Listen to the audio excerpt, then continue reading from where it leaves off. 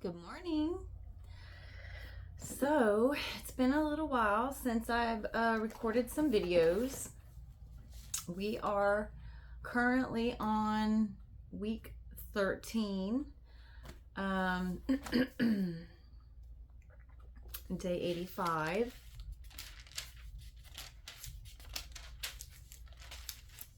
And basically, what today's reading is going to be about is how God continues to instruct the Israelites and reminds them of what He did with the people in Baal Peor, how He destroyed them. He reminds them of the black cloud and fire that He spoke to them out of, and for them not to forget the covenant that He made with them. He warns them that they will be scattered amongst the nations if they disobey Him. He also reminded them of the 3 cities that He provided for anyone to seek refuge in if they accidentally killed anyone. There was Bezer for the Reubenites, Ramoth in Gilead for the Gadites, and Golan in Bashan for the Manassites. All 3 cities were to the east of the Jordan River. And then in New Testament, we're still in Luke, and we will enjoy more parables about the blind leading the blind, and what comes out of the heart, what comes out of the mouth comes from the heart, those type of parables. So we'll go ahead and just get started. So, like I said, we are in week 13, day 85, Deuteronomy chapter 4, verses 1 through 49. Hear now, O Israel, the decrees and laws I am about to teach you. Follow them so that you may live and may go in and take possession of the land that the Lord, the God of your fathers, is giving you. Do not add to what I command you, and do not subtract from it, but keep the commands of the Lord your God that I give you. You saw with your own eyes what the Lord did at Baal Peor. The Lord your God destroyed from among you everyone who followed the Baal of Peor. But all of you who held fast to the Lord your God are still alive today. See, I have taught you decrees and laws as the Lord my God commanded me, so that you may follow them in the land you are entering to take possession of. Observe them carefully, for this will show your wisdom and understanding to the nations, who will hear about all these decrees and say, surely this great nation is a wise and understanding people. What other nation is so great as to have their gods near them, the way the Lord our God is near us whenever we pray to Him? And what other nation is so great as to have such righteous decrees and laws as this body of laws I'm setting before you today? Only be careful and watch yourselves closely so that you do not forget the things your eyes have seen, or let them slip from your heart as long as you live. Teach them to your children and to their children after them. Remember the day you stood before the Lord your God at Horeb, when He said to me, assemble the people before me to hear my words, so that they may learn to revere me as long as they live in the land, and may teach them to their children. You came near and stood at the foot of the mountain, while it blazed with fire to the very heavens, with black clouds and deep darkness. Then the Lord spoke to you out of the fire. You heard the sound of words, but saw no form. There was only a voice. He declared to you His covenant, the 10 Commandments, which He commanded you to follow, and then wrote them on 2 stone tablets. And the Lord directed me at that time to teach you the decrees and laws you are to follow in the land that you are crossing the Jordan to possess. You saw no form of any kind the day the Lord spoke to you at Horeb out of the fire. Therefore, watch yourselves very carefully, so that you do not become corrupt, and make for yourselves an idol, an image of any shape, whether formed like a man or a woman, or like any animal on earth, or any bird that flies in the air. Or, and when you look up to the sky and see the sun, the moon, and the stars, all the heavenly array, do not be enticed into bowing down to them and worshiping things the Lord your God has appointed to all the nations under heaven. But as for you, the Lord took you and brought you out of the iron smelting furnace, out of Egypt, to be the people of his inheritance, as you are now. The Lord was angry with me because of you, and he solemnly swore that I would not cross the Jordan and enter the good land the Lord your God is giving you as your inheritance. I will die in this land. I will not cross the Jordan. But you are about to cross over and take possession of that good land.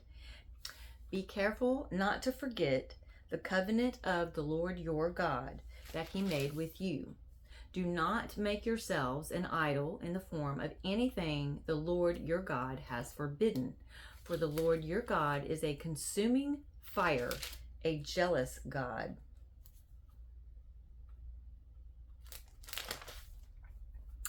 After you have had children and grandchildren and have lived in the land a long time, if you then become corrupt and make any kind of idol, doing evil in the eyes of the Lord your God and provoking him to anger, I call heaven and earth as witnesses against you this day that you will quickly perish from the land that you are crossing the Jordan to possess. You will not live there long, but will certainly be destroyed. The Lord will scatter you among the peoples, and only a few of you will survive among the nations to which the Lord will drive you. There you will worship man-made gods of wood and stone, which cannot see or hear or eat or smell. But if from there you seek the Lord your God, you will find him if you look for him with all your heart and with all your soul. When you are in distress and all these things have happened to you, then in later days you will return to the Lord your God and obey him. For the Lord your God is a merciful God. He will not abandon or destroy you or forget the covenant with your forefathers, which he confirmed to them by oath. Ask now about the former days long before your time, from the day God created man on the earth. Ask for one end of the heavens to the other. Has anything so great as this ever happened, or has anything like it ever been heard of? Has any other people heard the voice of God and lived? Has any God ever tried to take for himself one nation out of another nation by testings, by miraculous signs and wonders, by war, by a mighty hand and an outstretched arm, or by great and awesome deeds like all the things the Lord your God did for you in Egypt before your very eyes? You were shown these things so that you might know that the Lord is God. Besides him, there is no other. From the heaven he made you. Hear his voice to discipline you. On earth he showed you his great fire, and you heard his words from out of the fire. Because he loved your forefathers and chose their descendants after them, he brought you out of Egypt by his presence and his great strength, to drive out before you nations greater and stronger than you, and to bring you into their land, to give it to you for your inheritance, as it is today. Acknowledge and take to heart this day that the Lord is God in heaven above and on the earth below. There is no other. Keep his decrees and commands, which I am giving you today, so that it may go well with you and your children after you, and that you may live long in the land the Lord your God gives you for all time. Then Moses set aside 3 cities east of the Jordan, to which anyone who had killed a person could flee if he had unintentionally killed his neighbor without malice or aforethought. He could flee into one of these cities and save his life. The cities were these: Bizar in the desert plateau for the Reubenites, Ramoth in Gilead for the Gadites, and Golan in Bashan for the Manassites. This is the law Moses set before the Israelites. These are the stipulations, decrees, and laws Moses gave them when they came out of Egypt and were in the valley near Beth Peor, east of the Jordan, in the land of Sihon, king of the Amorites, who reigned in Heshbon and was defeated by Moses and the Israelites as they came out of Egypt. They took possession of his land and the land of Og, king of Bashan, and 2 Amorite kings east of the Jordan. This land extended from Aroer on the rim of the Arnon Gorge to Mount Sion, that is Hermon, and included all the Arabah east of the Jordan as far as the Sea of the Arabah below the slopes of Pisgah. Okay, now we're going to go into New Testament, and we're reading Luke chapter 6 verses 39 through chapter 7 verses 10. He, Jesus, also told them this parable. Can a blind man lead a blind man? Will they both not fall into a pit? A student is not above his teacher, but everyone who is fully trained will be like his teacher. Why do you look at the speck of sawdust in your brother's eye and pay no attention to the plank in your own eye? How can you say to your brother, "Brother, let me take the speck out of your eye," when you yourself fail to see the plank in your own eye? And then you will see clearly to remove the speck from your brother's eye. No good tree bears bad fruit, nor does a bad tree bear good fruit. Each tree is recognized by its own fruit. People do not pick figs from thorn bushes or grapes from briars. The good man brings good things out of the good stored up in his heart, and the evil man brings evil things out of the evil stored up in his heart. For out of the overflow of his heart, the mouth speaks. Why do you call me Lord, Lord, and do not do what I say? I will show you what he is like who comes to me and hears my words and puts them into practice. He is like a man building a house who dug down deep and laid the foundation on rock. When a flood came, the torrent struck that house, but could not shake it, because it was well built. But the one who hears my words and does not put them into practice is like a man who built a house on the ground without a foundation. The moment the torrent struck that house, it collapsed, and its destruction was complete. When Jesus had finished saying all this in the hearing of the people, he entered Capernaum. There, a centurion servant whom his master valued highly was sick and about to die.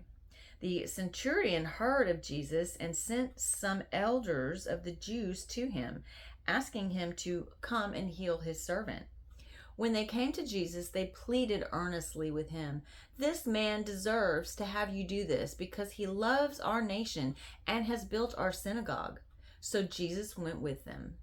He was not far from the house when the centurion sent friends to say to him, "Lord, don't trouble yourself, for I do not deserve to have you come under my roof. That is why I did not even consider myself worthy to come to you. But say the word, and my servant will be healed.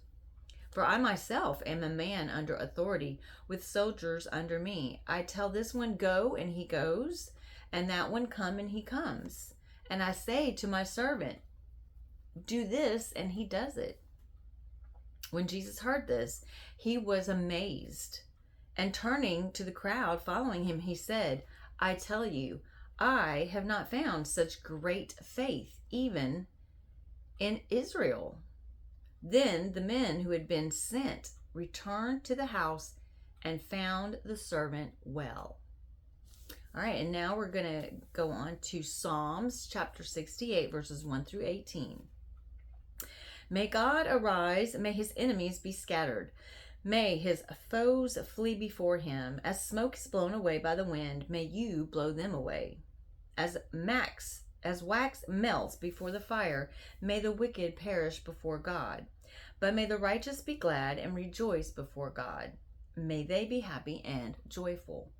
Sing to God, sing praise to his name. Extol him who rides on the clouds. His name is the Lord, and rejoice before him. A father to the fatherless, a defender of widows, is God in his holy dwelling.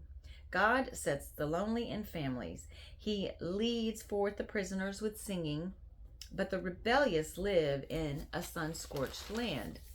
When you went out before your people, O God, when you marched through the wasteland, the earth shook, the heavens poured down rain before God, the one of Sinai, before the God of Israel. You gave abundant showers, O God. You refreshed your weary inheritance. Your people settled in it, and from your bounty, O God, you provided for the poor. The Lord announced the word, and great was the company of those who proclaimed it. Kings and armies flee in haste.